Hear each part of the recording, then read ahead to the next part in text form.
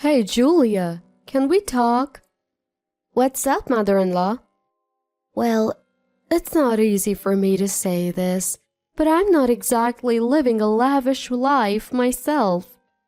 Okay.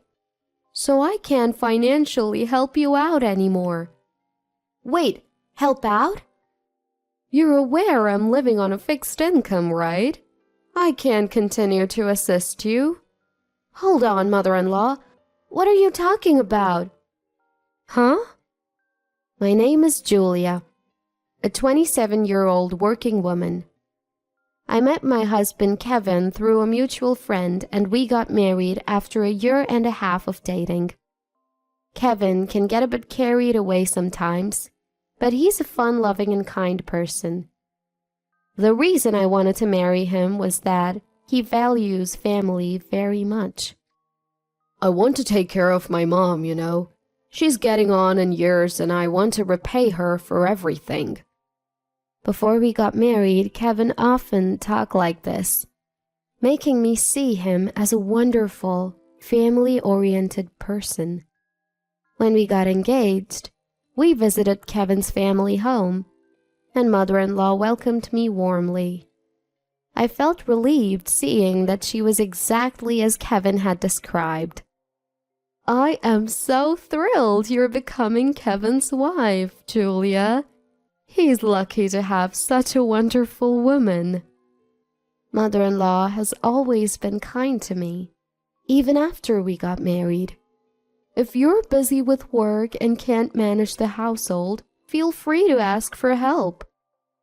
Thank you, mother-in-law.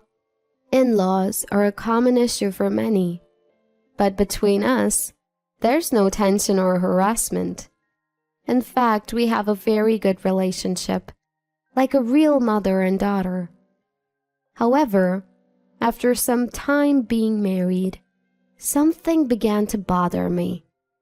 Not about mother-in-law, but about Kevin. Man, I am beat. Let's go over to Mom's place today and get some dinner, huh? What are you talking about? Today is Kevin's day to cook dinner, right? In our house, both of us working, we take turns cooking dinner. On Kevin's cooking day, this is what he said as soon as he got home. So I said I'm tired from work, right? Let's just eat at my mom's place. Now?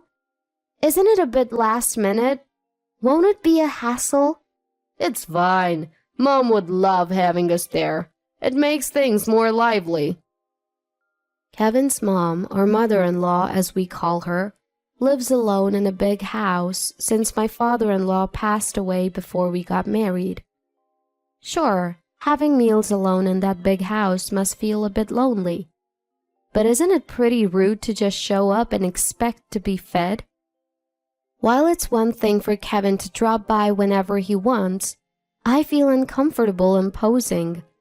Besides, even mother-in-law might find it inconvenient if we just show up for dinner. Is Kevin under the impression that meals at home work like a diner?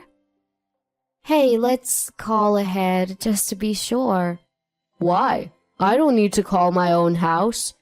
Kevin, it may be your home, but I still feel like we should be polite. We're adults after all.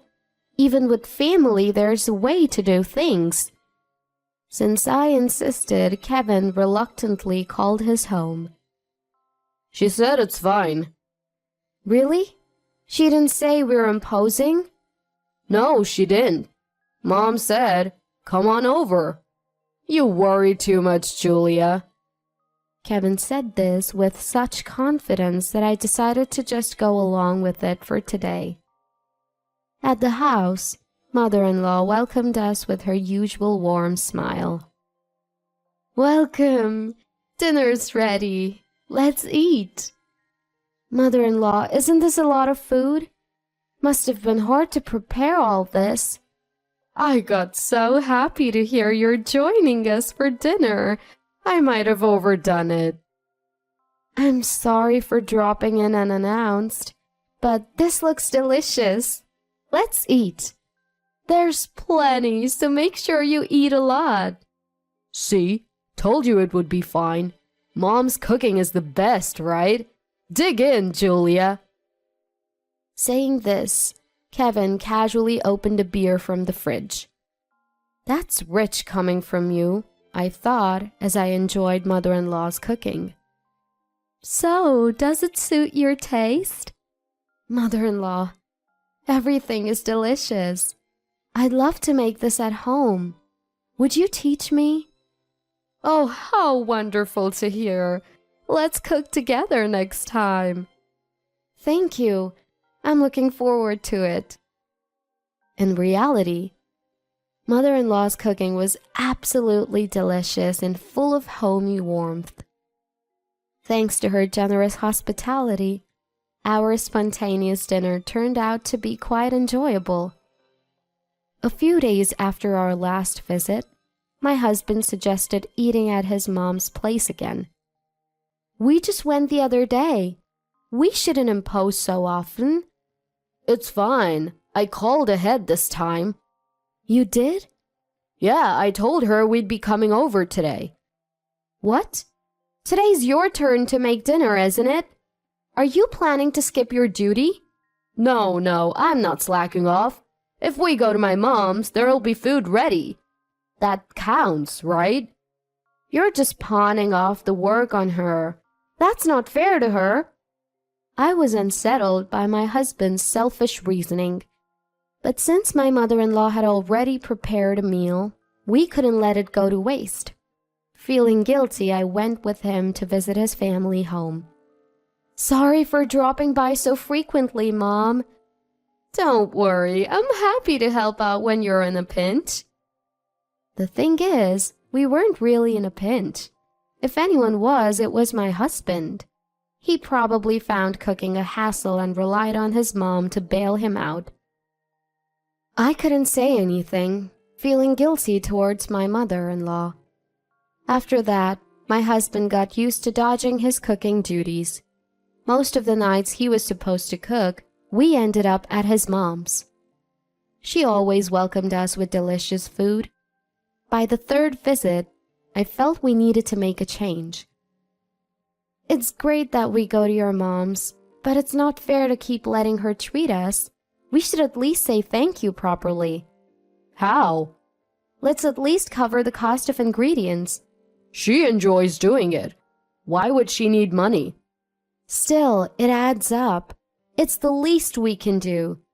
We're eating less at home, so why not give her something? She might not accept it from me. Could you hand it to her? I thought my mother-in-law might refuse to accept money for groceries from me. However, I believed that she would accept it from her son, so I decided to ask my husband instead. Thanks for considering, Mom. I'll make sure to give it to her. By contributing towards the ingredients, I felt relieved that we were at least easing some of mother-in-law's burden. Continuing from the previous scenario, the husband nonchalantly insisted that they eat meals at his parents' house on his assigned days. For about half a year, we had meals at my husband's family home around 3 times a week. Since we were giving them money, I thought maybe I was taking advantage of my mother-in-law. Then, one day, I was hit with an unexpected truth. Ah, another delicious meal. My husband was lying down and watching TV after having dinner at his parents' house. My mother-in-law and I were cleaning up after the meal. Usually we'd chat cheerfully as we tidied up, but today, mother-in-law looked serious. Wondering what was wrong, she started to talk. Julia, can I talk to you? What is it, mother-in-law? I hate to bring this up, but I'm not living a lavish life either. Okay. So I can't continue to support you guys. Support? What are you talking about? You know, we're living on a pension, right? We can't afford to help you anymore. Wait a minute, mother-in-law. What are you talking about? Huh?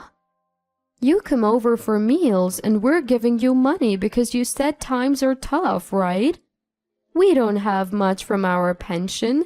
It's a struggle. I didn't know anything about that. What? We've been giving you money too, for the meals.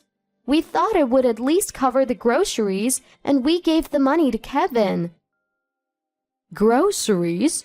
I never received anything from Kevin. What? As we continued to talk, it became clear that there was a major misunderstanding. I realized it must be the doing of one person. Angrily, I confronted my husband, who was carelessly lounging in the living room. Kevin, what's the meaning of this? Huh? What's up? I grabbed the collar of my slightly intoxicated, grinning husband. What's going on? Answer me! What? Why are you yelling? What's the problem? That's what I'm asking you. What's this support mother-in-law's talking about? Huh? What do you mean? And where's the money we gave you for meals? Mother-in-law says she knows nothing about it. Well, you see... Suspicious. Very suspicious. Unable to explain where the money had gone, my husband started to stammer, his eyes darting around. My husband, whose collar I had just grabbed and shaken, resettled himself with a pale face. So, what's going on? What are you talking about? Really? You're still playing dumb? Even my usually gentle mom was infuriated by Kevin's vague demeanor. You came to us saying you're in trouble. We fed you and even gave you money. Mom, please, let's keep calm. It's Kevin making me angry, isn't it? We were enjoying Mom's delicious cooking, and the mood was great. Let's just drop it. Where did the money go? Answer me! Well, that's a bit complicated. My husband mumbled and fell silent. So you really won't tell me where the money went? Fine, wait here. I told my husband that and stepped away for a while. Then I called brother-in-law and told him the situation. Brother-in-law, 7 years my senior, had been supporting my husband's family financially for a long time, filling in for our frequently hospitalized father-in-law. Kevin had even had some of his college tuition covered by brother-in-law's earnings, so he couldn't talk back to him. Brother-in-law cared deeply for his much younger brother Kevin, and me as family. I've called brother-in-law. He's on his way. What? Why did you call him? Why? Because you won't give me a straight answer, Kevin. What's so bad about him coming? No, well, Knowing I had called brother-in-law, my husband seemed quite unsettled. Soon after brother-in-law, who lives nearby, arrived. Kevin, what did you do with the money from Julia and Mom? Speak up! Oh, well, I didn't use it for anything major. What was it again? I see. Brother-in-law, sensing that getting a straight answer from Kevin was going nowhere, said, Julia, this might take a while. I'll get to the bottom of this. You should head home for now. Julia, I'll go home with you. Nope, you're staying right here. Don't you think you'll get any sleep tonight? You're off work tomorrow anyway. Let's have a long talk. Thank you, brother-in-law. I appreciate it. Julia, help me! Ignoring my husband's soft plea, I went back home. Though I returned to my own house, I was so worried that I could hardly sleep that night. So, The family was summoned again to my husband's parents' home the next afternoon. "Hello. I apologize for the inconvenience last night." "No worries. Sorry for calling you back here again." As my heart pounded, I entered the room to find that even my brother-in-law's wife was present. Why would the whole family gather like this? What on earth did Kevin do? As soon as I took my seat, my mother-in-law and brother-in-law began to apologize profusely. "Julia, I'm so sorry. My brother did something terrible." "What's going on? Even you, mother-in-law? Kevin, what happened?" "Kevin, tell Julia the truth right now." My husband was sitting formally, looking even paler than yesterday. Head bowed, he began to speak in an almost inaudible voice. Well, I messed up. "What did you do?" I've been unfaithful." "What? Cheating? You mean like having an affair?" "Yes." "Since when?" "About 6 months ago." "And what did you do with our money?" "Don't stay silent. Where did the money go?" "I used it for dates with other women." "Hold on. That's a lot of money. How many fancy restaurants did you guys go to?" "I also bought her designer bags." "What? You always dismissed my desires for one as trivial, and you bought her a bag?" Turns out, my husband had been having an affair for the past 6 months and had used up the money given to him by both mother-in-law and me. "I'm really sorry. I'll break it off and never cheat again." "Hold on. You don't have to break up on my account." "What?" "I am divorcing Kevin. How can I go on with someone who can't handle money or fidelity?" "You can't be serious. It was just a lapse in judgment." "Sorry, but that excuse doesn't fly." Before I could say another word, mother-in-law and brother-in-law laid into him. "Enough is enough. Stop being so selfish. Do you realize you were cheating using money that your mother and Julia scrimped and saved? What do you mean, a lapse?" "Giving designer bags to your affair partner? You should have been doing that for Julia, who's always working hard. You're the worst." Ugh. "If Julia wants to break up, you don't really have the right to refuse, do you?" "That's right. Make sure to pay back the money you both spent and also provide the deposit required for the divorce court." "What? If we divorce, Julia will no longer be family. Are you all okay with that?" "If the choice is being manipulated by Kevin forever, isn't it easier just to split?" At this point, my sister-in-law, who had been silent, finally spoke up, and it seemed my husband had given up. Then, my sister-in-law took out the divorce papers she had prepared just in case. Filling out the divorce papers while being watched by my husband's family felt awkward, but I signed them right away. My husband hesitated, but under a stern look from his brother, he reluctantly signed as well. And just like that, our divorce was finalized. Through a lawyer my brother-in-law introduced me to, I requested the divorce court deposit from my ex-husband and his affair partner. I also decided to reclaim all the money that was supposed to be for my mother-in-law. Shockingly, it turned out that my ex-husband's affair partner was actually engaged When her partner found out about the affair, the engagement was called off. Everything they had prepared for their marriage became a waste, and now both my ex-husband and his affair partner are being sued for damages by the ex-fiancé.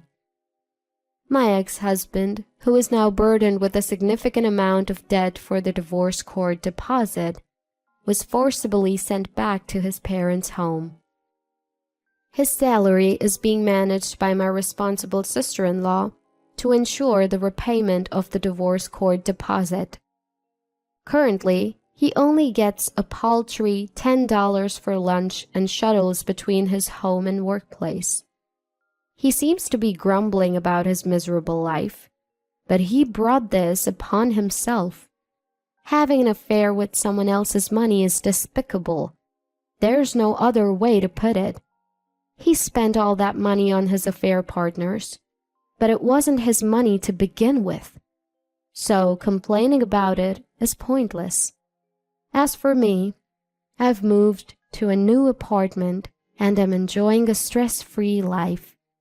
I always loved my ex-husband's family, so we're still on good terms. I secretly go out to eat with my former mother-in-law and brother-in-law and his wife, maintaining our relationship. I guess I should be thankful for the wonderful connections I've made, leaving the disappointing ex-husband aside.